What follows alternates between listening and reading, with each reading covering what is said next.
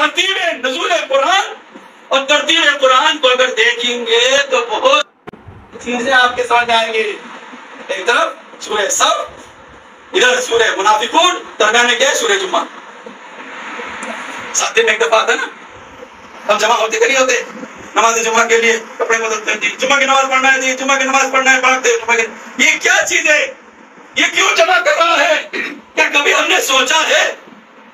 کیا ہم قرآن کے جو سورتوں کے نام ہیں اس پہ کبھی غور کیا ہم نے؟ کیا خالی ثواب کے نیت سے پڑھنا ہے؟ کیا اس کو عمل کے لیے پڑھنا ہے؟ اس کو عمل میں اتارنا ہے کہ نہیں اتارنا؟ یہ کیا ہے اس کے اندر؟ کیا تبدیلی کیا چاہ رہا ہے قرآن ہم سے؟ کیا متقاضی ہے قرآن ہم سے؟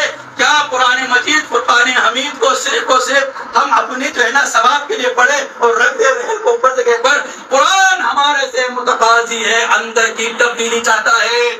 قرآن یہ 84 لاکھ نفوس کو بدلنا چاہتا ہے. قرآن نفس امارہ سے نکال کے نفس لوامہ میں لانا چاہتا ہے، نفس لوامہ سے نکال کر نفس مطمئنہ میں لانا چاہتا ہے. قرآن آپ کو عابد بنانا چاہتا ہے. قرآن آپ کو پوری کائنات کا خلاصہ بنانا چاہتا ہے.